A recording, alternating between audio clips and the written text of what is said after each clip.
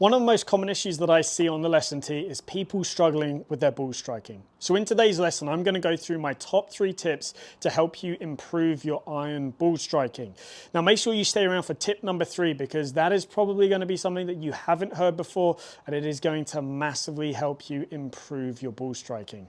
So I hope you enjoyed this video, and without further ado, let's get straight into it. So before we get cracking with these 3 key points, what we need to do is just define what we're looking for. The first thing is that we need to understand that we are trying to hit the ball and then the ground. So our divot is going to be after the golf ball. This is going to allow us to get maximum compression, and it's also going to give us a very consistent strike. The next thing is, what does that impact position want to look like? Now again, things vary, obviously, depending on club head speed and what we're trying to do. But as a basic guide, we are trying to see an impact position where we have more weight on our left side. Our body is going to be rotated open and we are going to see some shaft lean. This is going to give us the highest possible chance of getting that ball, then ground contact, and giving us maximum compression as well. The first key to helping us improve our ball striking is controlling club face. Now, one of the biggest issues that I see is that players in the downswing will have their club face come into an open position. So you can see at this position here, which is called P6 in the golf swing, where the shaft is parallel to the ground in the downswing, we can see the face is pointing to the sky. Now in this position, if we were just to turn into impact, we would see the face would be pointing to the right. Now, why is this a bad thing? Well, the face determines where the ball is going to start, which means the ball is going to start to the right, and chances are we're going to probably push it or slice it depending on where our path is. So as a result, our bodies are going to go, well, I don't want to do that, so they're going to throw the club head down. As we throw the club head down, notice what happens to the amount of shaft lean I deliver at impact. It's virtually none, and sometimes it's even actually negative. You know, our hands are behind the ball. So this is now massively going to compromise our compression. And as we saw in the earlier clip, that we want some shaft lean at impact in order to help us compress the ball. So how do we fix this? Well, first of all, we've got to figure out, why is your club face open? Is it to do with your grip or is it to do with your wrist conditions? If it's to do with your grip, we might see something along the lines of the fact that as you grip your club, firstly, you'll see it very much be in the palm. Secondly, you'll notice that as you look down, the V on your left hand is pointing somewhere towards your left ear, left collarbone, and you can't see any knuckles, or maybe you can just see one knuckle. In this position, if I bring the club up and I just shake my arm out and relax, you can see the face lies open. So this is a weak grip that it's going to promote an open club face in our golf swing. What I want you to do is, if you find this is you, is number 1, make sure you're gripping the club in the fingers. Number 2, rotate your hand round so that the V is pointing more towards your right collarbone and that you have 2 to 3 knuckles visible. If I now bring it up, shake my hand out, you can now see that the toe is pointing straight up to the sky. This now means that in the downswing, when we apply speed, the face is naturally going to orientate itself in a better position. So very, very simple. That's going to be the first check. So make that check yourself. If it's in a good spot, you're going to see the reaction be a lot better in the downswing. Now, the second thing we got to check is your wrist conditions. So let's presume you have a good grip and you've checked it and it looks good. Now, if we then come down in a downswing and we see this face again wide open, we will notice that 2 things are happening with our wrists. Number 1, the left hand, the logo is pointing up to the sky. And number 2, the right hand, the palm is pointing up to the sky as well. Now, if I said, right, take this position and I want you to rotate that face so it's pointing down to the ground, what are you going to do? You're going to have to twist your hands down this way. So now we can see the logo on the back of my left hand would be pointing down to the ground, and my palm on my right hand would be pointing down to the ground as well. Both of these are awesome swing thoughts to have in the downswing. The key is picking the one which works for you. So try them out. Do a couple of swings where you go to the top of your swing and you feel like the logo on your left hand points down to the ground. Then do a couple where you feel like the right palm points down to the ground. See which one works best. But it doesn't matter which one works best for you, it's just whichever one you can repeat more easily. Because we can see both of these are achieving the same outcome where the club face is matching my spine angle and pointing down to the ground. If I then turn to this position, you can now see if I just turn into the ball, I can deliver a nice square club face with some shaft lean. So that is the first key to helping you improve your ball striking. Make sure your club face is in a square to slightly closed position in the downswing. If it's not, let's go back and check why it's not. Is it to do with your grip? Or is it to do with how you're working your wrists in the downswing? So the second key that we are going to go through to help you improve your ball striking is understanding how to transfer your weight in the downswing.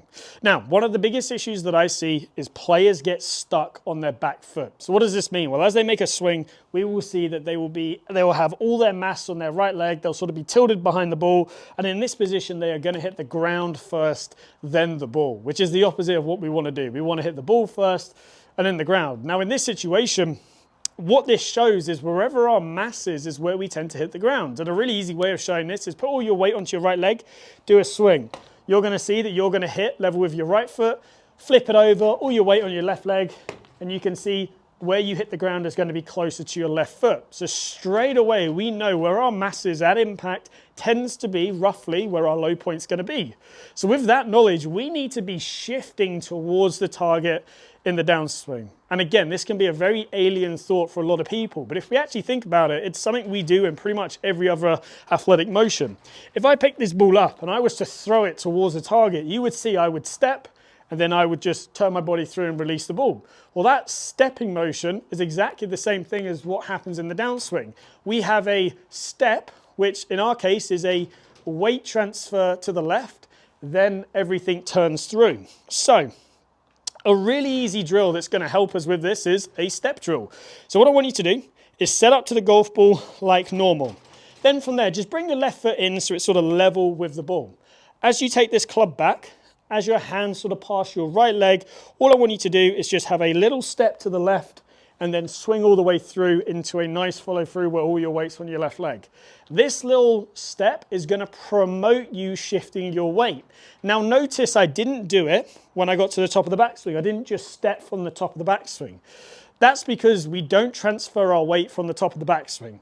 We actually start to transfer our weight towards the target before we finish our backswing. Now I know that sounds like a lot, and I will be posting future videos on that, so stay tuned for those. But just for now, just do this drill for me. So set up to the ball, bring your left foot in so it's level with the ball.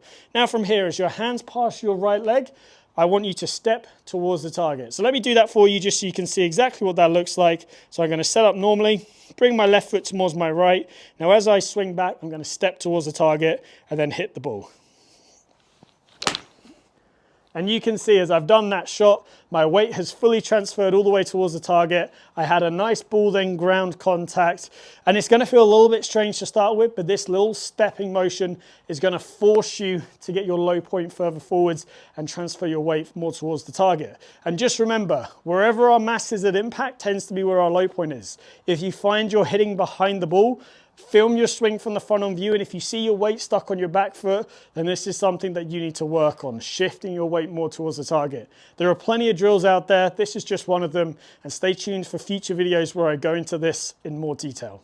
So the third key that we are going to go through is arguably my favorite one, but just make sure before we get onto this key that you have done key number one, which is controlling the club face. You know, we want it in a square to slightly closed position as we're in the downswing. This is going to help it deliver some shaft lean. And also make sure that key number two, in terms of shifting our weight, we are getting our weight onto our left side in the downswing. Again, this is going to help us shift our low point forwards. Key number three is when the left arm and the club get back into one straight line. Now suddenly you're thinking, what? One straight line? What's that got to do with delivering shaft lean? Well, thinking of straight lines is far easier than thinking of shaft lean. If I said deal off the shaft, one of the first questions I get is, well, how much? And that's a fantastic question. And it's quite a lot to be thinking about when you're out on the golf course. So one of the easiest things is to go, okay, well, let's just get everything back in one straight line. Now, a lot of golfers, if you were to slow their swing down, video it on slow motion, you will see that when the left arm and the club get back in one straight line will actually be before impact. Now, if I was to carry on into impact, you would see that the club head is now taking over the hands, and that's where that scooping look comes from. Now, if you were to watch a tour pro, so say Dustin Johnson or Rory McIlroy, and you were to look at their swings and really slow it down in a high frame video, you would see that the left arm and the club would straighten and get back in one straight line after impact. Now, we tend to find that this happens somewhere around the left foot, left ankle area. So with that being said, if here's my setup, I go to the top, I go over the top of the ball and I just get into this position where the left arm and the club is in one straight line.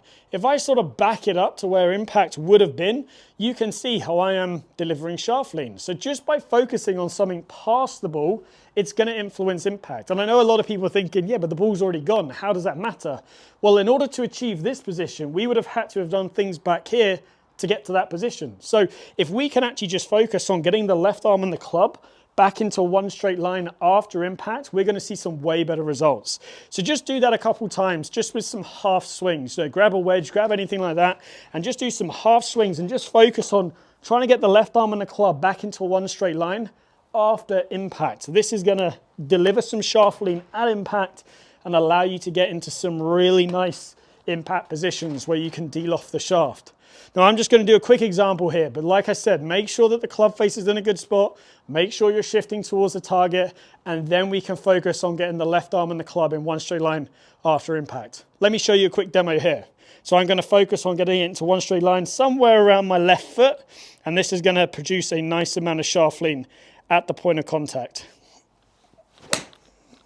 And you can hear that strike right there. It was a nice ball, then ground contact. That is absolutely crucial for what we are trying to achieve for today. So we want to see that ball, then ground contact. And when we do that, we're going to start to compress our iron shots. We're going to see better dispersions and ultimately better results.